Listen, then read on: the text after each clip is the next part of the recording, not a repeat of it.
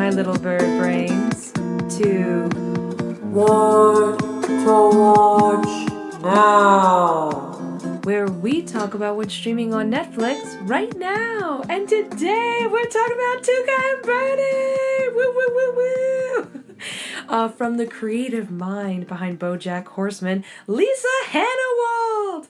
Now, I never got into BoJack Horseman, but I'm kind of considering checking it out at some point because this was so fucking good.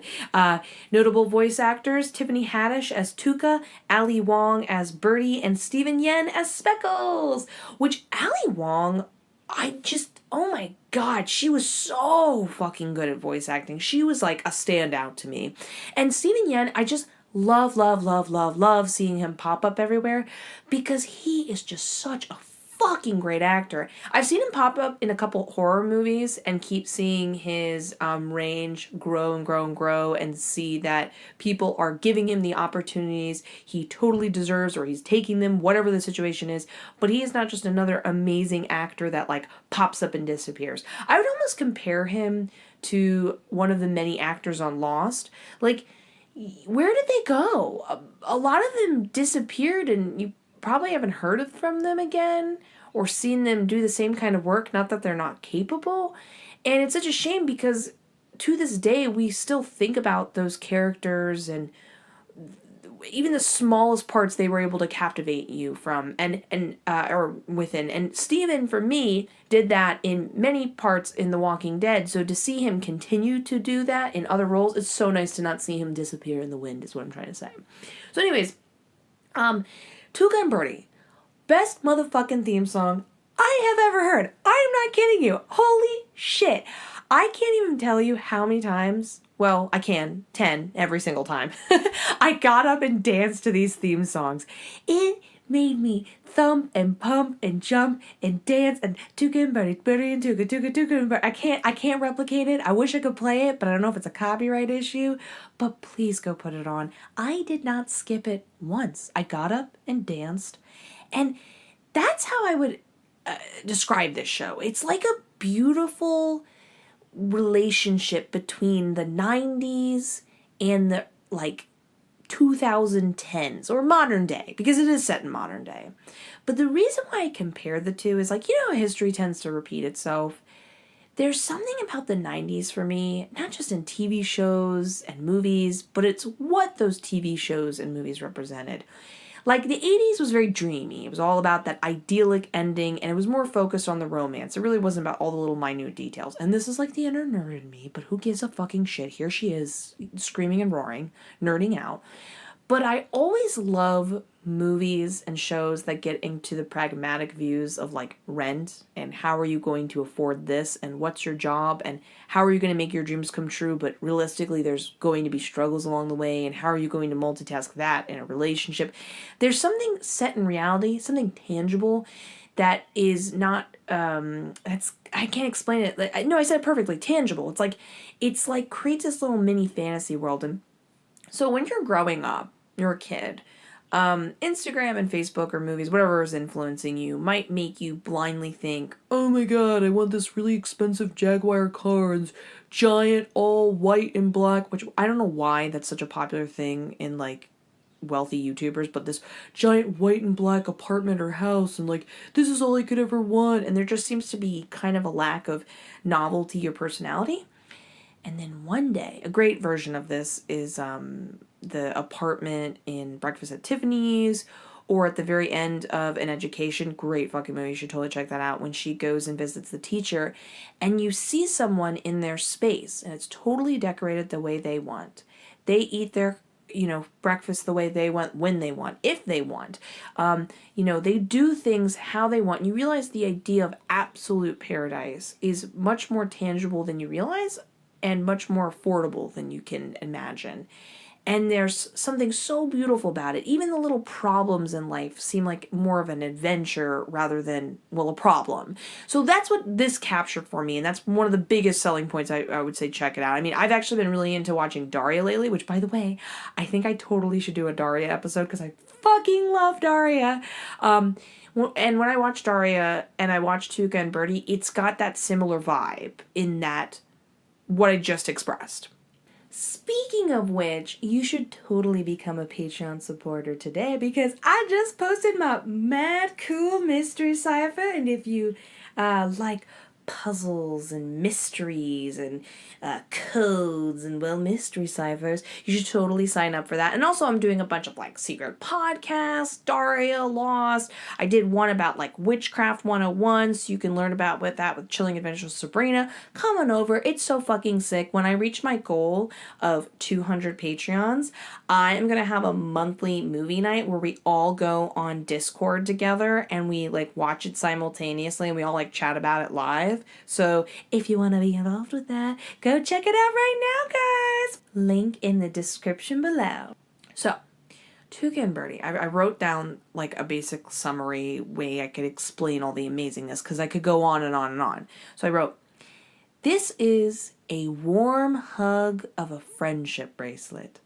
It's a visually stimulating interactive comic book with loud action fonts.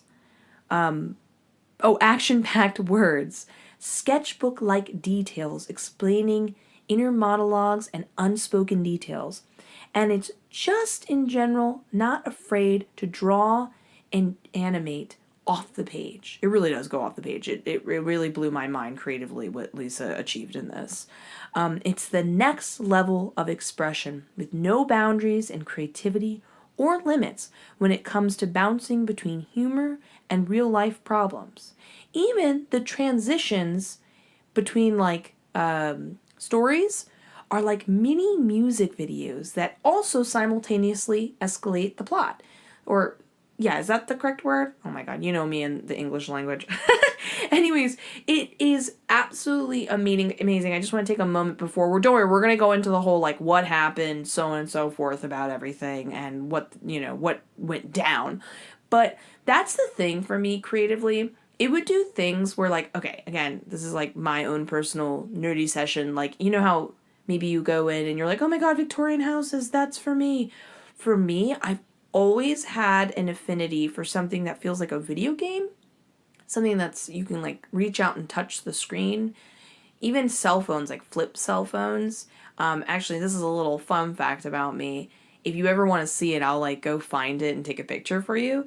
But I was obsessed with cell phones before they before iPhones even existed. I remember when the iPhone was created, and I would make them out of paper. Some of them had pushing buttons. I figured out how to make sliding phones out of paper. I'm quite skilled when it comes to making inventive crafts out of paper. I've made TV out of paper, video cameras, and things that do kind of not actually work, but there are moving components.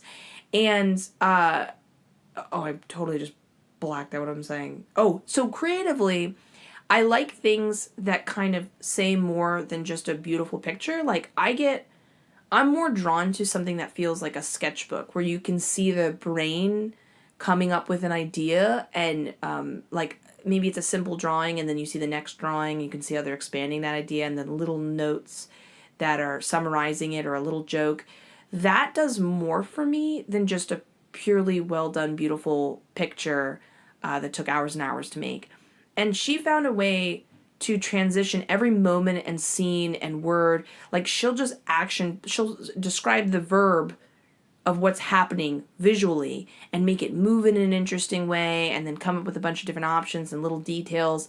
And I was just blown away creatively how that just kept expanding, even sometimes into different mediums. So above anything, you should watch the show just for its visual content. I haven't seen a lot of BoJackman, but I think this was like way above and beyond that, which is so cool to see people continue to grow and not ever feel limited by what they were known for. So yay, go Lisa! But speaking of problems, this show is so funny because it sucks you in with this kind of like, how do I explain this? Kind of like, oh, we're friends, we're having a great time. Kind of like Broad City, like, adventures, girlfriends, woo! Like, and this is the reality. Two girlfriends, like really die hard, meant to be forever girlfriends, are like the most powerful friendship out there. It's just so amazing, and it just feels like you're in the flow, and you just feel like you can see the meaning of life, and this definitely captured it. And then it, not but a few episodes in, gets into some serious fucking subjects, like really serious subjects. And I'm gonna go through just a quick list of some of the stuff, like buying a house. Oh, and not just problems, man, like problems as in just problems, but I think it really did a good job focusing on what it's like becoming an adult. Because again, I don't want to speak for everyone, but I'm living in a generation where there's a lot of stuff that is accessible, but it also feels like you through life, and maybe you go through college or whatever education you go through, and you still leave going, I have no fucking idea how to, like, do my taxes, buy a house. How the fuck do you do this? Who do I ask? And I think this did a great job of capturing those difficult problems, as well as just like serious emotional problems where you're like, what the fuck do I do? How do I stand up for myself without ostracizing myself? So they talked about things like buying a house, dealing with getting your shit together, making adult friends, sexual harassment, self-care, fears with medical problems, exploring your hobbies and maybe possibly turning them into full-time jobs, and navigating just like the weird world, and this is just like a fun thing more or less than a problem, of odd jobs. There's a lot of them, and I wish I could experience all of them personally, because I tend to really thrive in an odd job. I love it. So, moral of the story, being an adult is hard, and there is no manual except for our mistakes. I would definitely say if you were to describe the show, that would be the best summary of it. And honestly, it's really well done through these two main characters. So, now we're going to get into, like, what happens in the show. Because there's actually a plot. It's not just a bunch of random adventures they go on. They are interconnecting. They're episodic. And we got Tuca. She is a toucan. And, by the way, I could not get used to in the show that the birds have boobies. It was just so distracting to see boobies on these, like, oddly shaped birds. These, amplomorphic birds? It was too much. But Tuca, she's outlandish, she's wild, she's crazy, she's very confident, she doesn't have her shit together.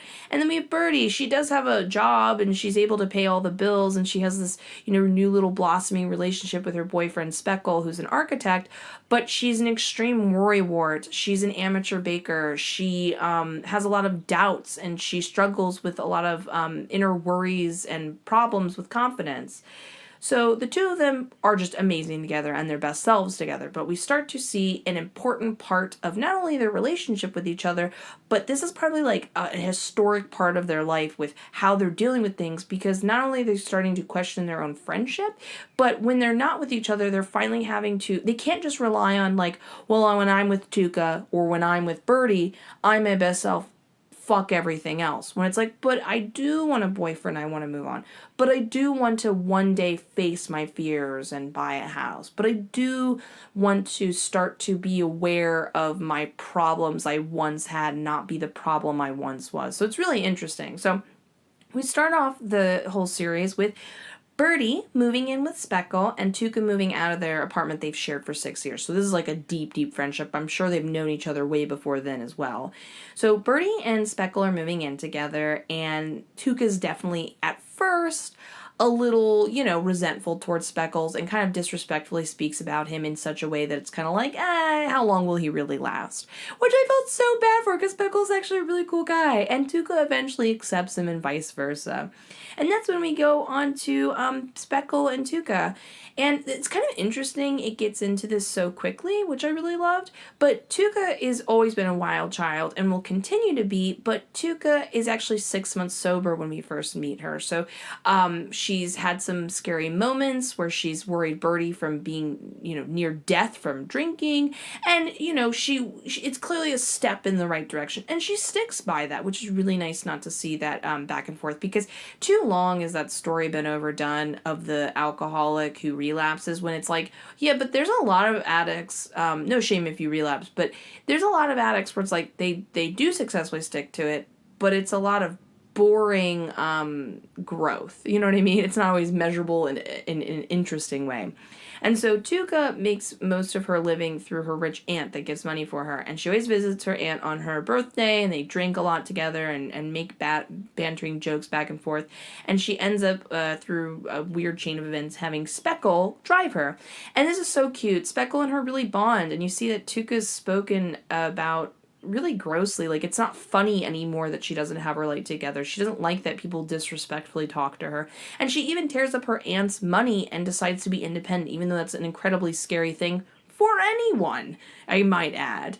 And Speckle's supportive of her, and I think that made Tuca feel close to be seen in a nice way by someone that I think subconsciously she does respect that he has his shit together, and he is a nice guy and vice versa, and they learn to find a weird bond with each other, which is really cute, and I think that's a big step for Tuca, just to learn to like anyone other than Bertie, and to accept the person Bertie has chosen to like.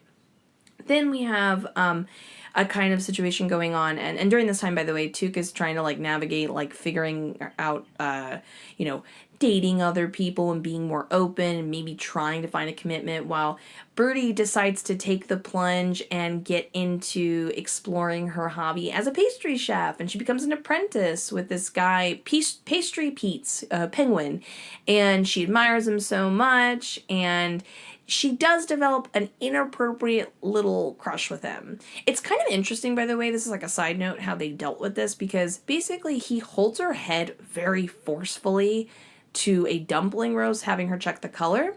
And the thing is, this is a cartoon, so there are times when you're not sure when they're just being funny and over-exaggerated, or I should be concerned, or what I should feel. But when this happens, he's being a little rough with her, in a way that at the time I perceived, because again, I couldn't tell what it was like because it was a cartoon. It kind of seemed like goofy almost in a way, or silly, and or not goofy and silly, but like clearly the forcing action turned her on, and she goes and masturbates in the bathroom, and this makes sense because like I can't speak for her necessarily because you don't really know what turns a person on, but it's super common that people who feel out of control in their life feel turned on by a little bit of an aggressive action towards them. So initially that's what I thought was going on, and she develops a little bit of a crush, and even Tuca calls her out at one point as like, girl, like you have a boyfriend, like it's inappropriate that you ever felt that you're kind of like it. Like at first Tuca's like, yeah, it's okay, you have a crush, to being like, girl, like you have a boyfriend, where are you going with this? Which I love Tuca's great advice in that way. But she was exploring that part of herself.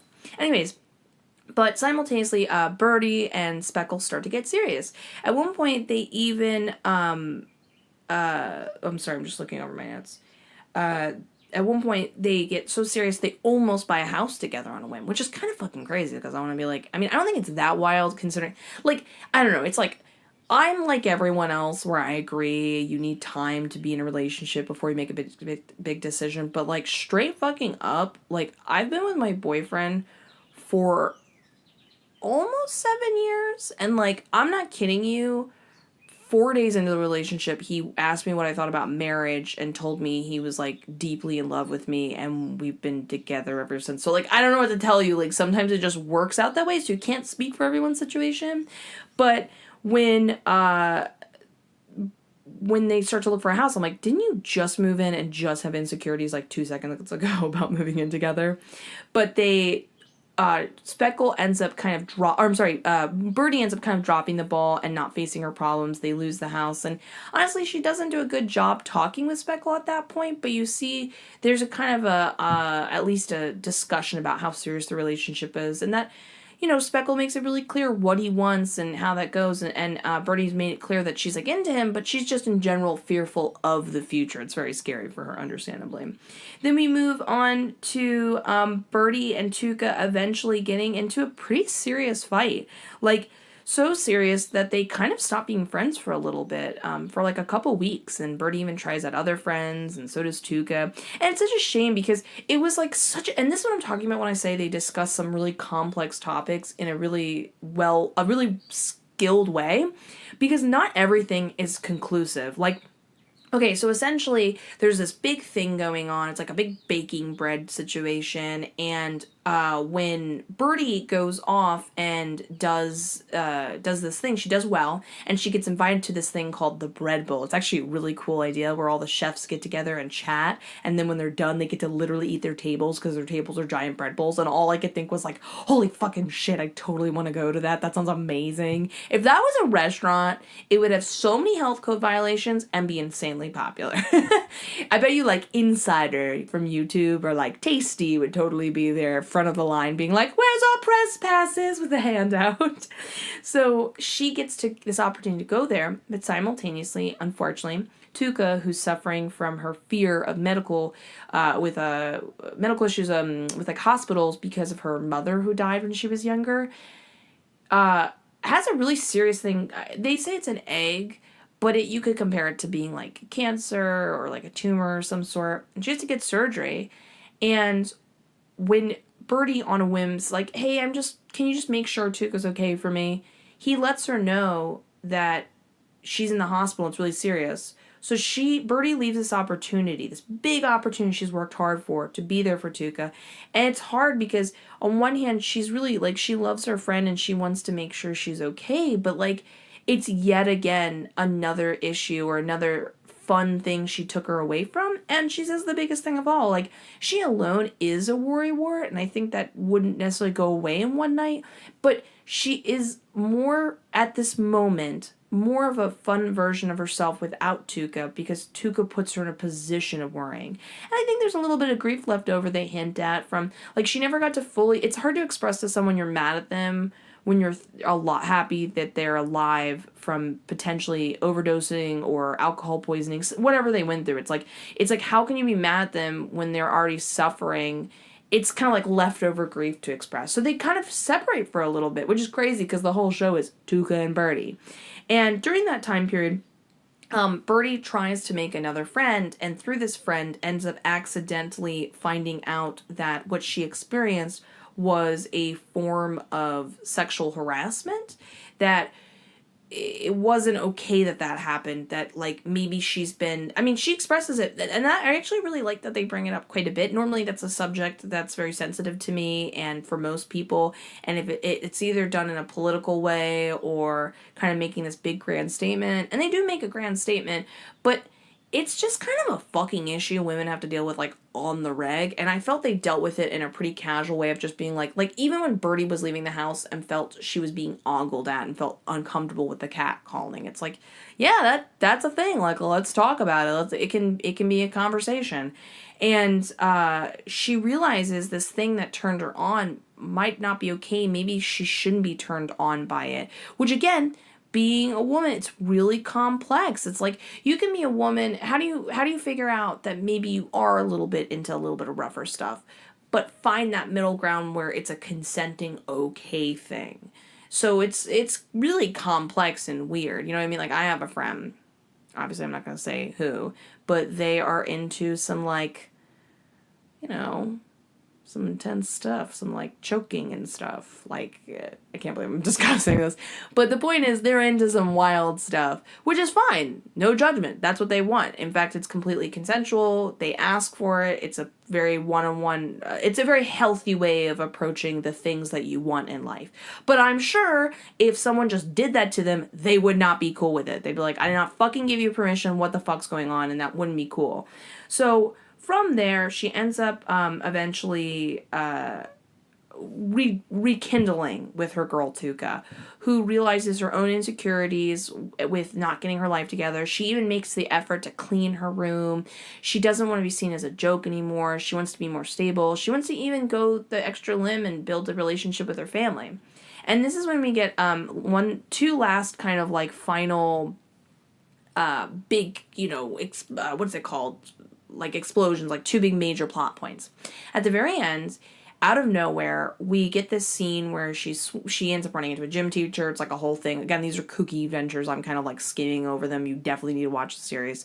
But she ends up having a heart-to-heart to Bertie, and out of nowhere, it gets expressed that it's implied that something, I don't want to trigger anyone, but triggering warning, sexual happened to her when she was like 12 with like a coach.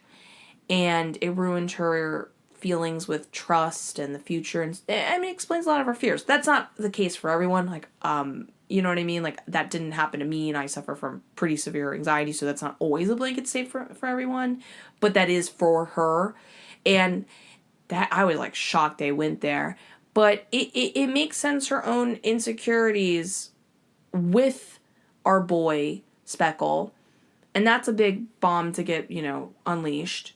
But then when those two get together and everything fine is great again, she goes to Speckle, and I kind of loved the way he responded. I'm glad he was just not another character to be walked all over, because that doesn't make any sense with how complex and well written these characters are.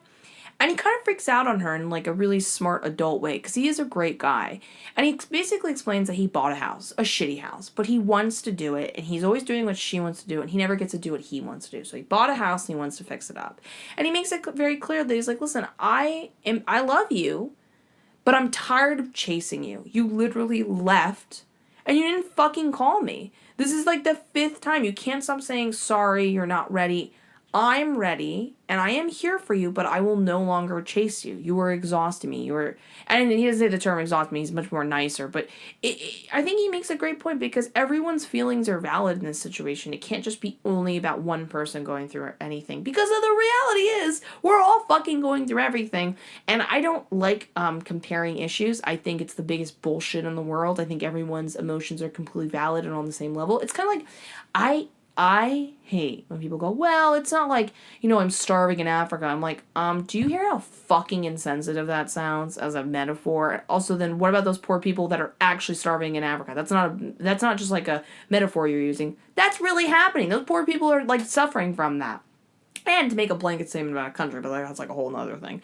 So what I'm trying to say is, like, obviously what she's experiencing and trauma-wise going through from her past is like totally up there and valid.